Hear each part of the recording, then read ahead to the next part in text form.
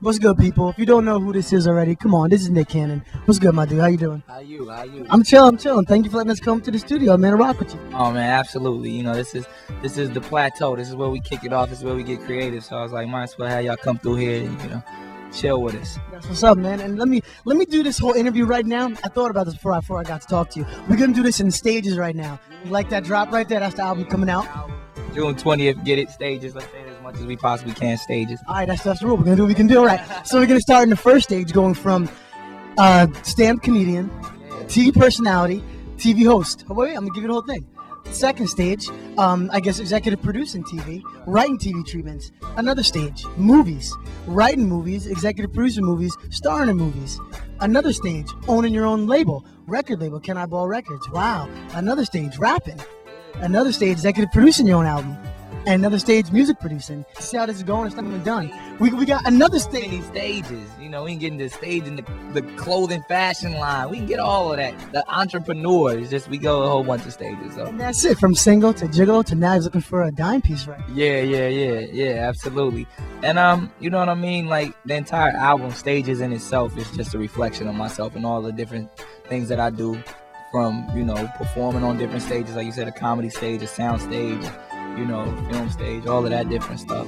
And then, at the same time, it being a reflection of the different stages of my life, going from where people probably first seen me as a teenager to being a 25-year-old man now. So it's like all of those stages. So I always say, like, if you have any questions about me personally or about what I do or what I represent, you can find the answer on stages. That's cool, man. So that was your mindset going in. So who do you work with on this album? Because I know you're behind the boards producing right now. Yeah. I produced the majority of the album. The only other producer I would say that, kind of had a huge impact on my album was Kanye West. Gia, it's the grown-ass kids. We got to break things up sometime. This is your man, Jeremy. Yes, and your boy Mancini in the building. What's good, y'all? All right, now, speaking of Kanye West, now, I personally love the song Impossible. It's positive. It's Keisha Cole's Twister. I'm feeling it, but a lot of people are hating it. How you feeling about it? I love the fact that you love it, brother, but guess what? People don't want to hear positive rap. You got to shoot 'em up, bang, bang, kill dead. Buy my album, y'all. Why has it got to be that way? Why we got to do that? Well, anyway, let's talk to some other people and see what they think about it. When you did the soundtrack of the song, what was the first thing you thought of when you heard that beat? Ad-libs. I've been waiting, yeah. Hear that song, TV, this Twister, so all y'all don't know out there. Now, when you first heard the beat, when Kanye played it for you, what'd you think about? I thought it was crazy off the top. When I heard the rhythm, that boom, boom, boom, boom, boom, boom. You know what I'm saying? That's how he do, though. It's like we got similar thought patterns. When he do his music, I be kind of thinking that way lyrically, so that's why we mesh so good. Welcome to Subliminal Advertising. For best results, do not blink.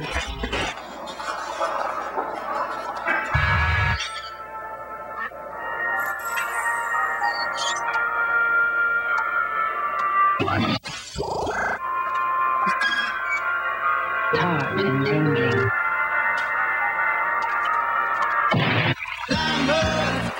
Subliminal advertising complete.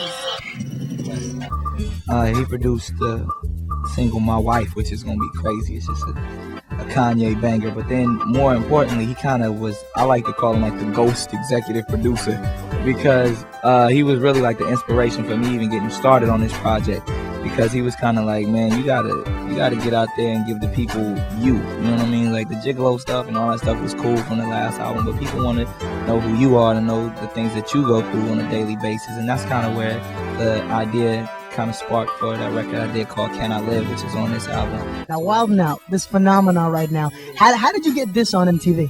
Man, it was crazy. When I first came with this idea, I was doing stand-up at this spot in LA called the Comedy there.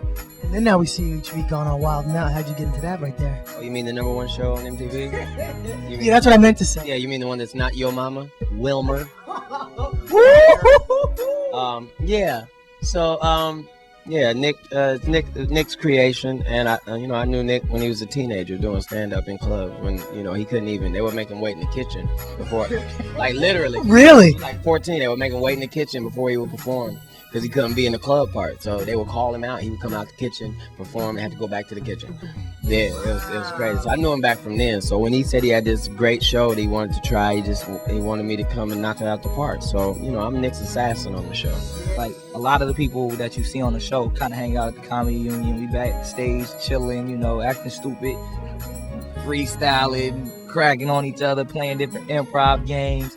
And I was thinking, like, man, somebody should document this. Like, this is good stuff right here. So See to walk through the stages he took to go from getting that on MTV. See, I'm with you, dog. See, I'm supporting. I'm trying to get 10%. Trying to get 10% now. And now also going from TV, let's go to movies, man. And you got this movie Bobby coming out. Tell me about this, man. man, Bobby, it's crazy. Like, I hate saying the word crazy because that's like, you can never do everybody, yo, it's crazy, son, it's crazy. Like, everything is crazy, but like, this film is really like insane when it comes to like the cast and how it came together. I've never seen anything like it. Like, if I tried to name everybody in this film, I couldn't do it. It's Anthony Hopkins, Sharon Stone, Demi Moore, Lawrence Fishburne, Elijah Wood, Lindsay Lohan, Ashton Kutcher, Christian Slater, Harry Belafonte, Joy Bryant, William H. Macy. It's just like, yeah, it's like a bunch of people in this film. And because it's such a serious topic and it deals with the assassination of Robert Kennedy in 1968 and all of the political things that were going on in the Vietnam War, and it even being like parallel to what's going on today, dealing with Iraq and stuff like that. It's a very important film, and I think it's gonna have an impact on the community like crazy, just because it's so relevant for right now. But then again, you know, that happened, you know, over 30 years ago. So, And then now you were a gigolo, you were single, then you got into a serious relationship with a Miss Christina Milian. And where the street is at, you two are an item. Is that true? We make very beautiful music together, me and Christina Milian. I'll leave it at that. And now you're single again? it's a slice of cheese. I keep it single.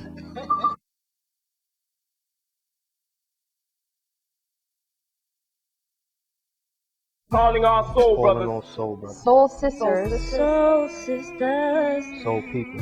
Soul people. I want to make a statement. I want to make a statement. I want to be heard. I want to be heard. People need to be aware. People need to be aware. I am the poem. I am the poem. I am the poem. I am the music. I am the music. I am the music. I am the fight. I am the fight. I am the revolution. I am the revolution. Upliftment through education and inspiration. Free-spirited. Free-spirited souls wanted. Free-spirited souls wanted. Free-spirited souls Free-spirited souls wanted.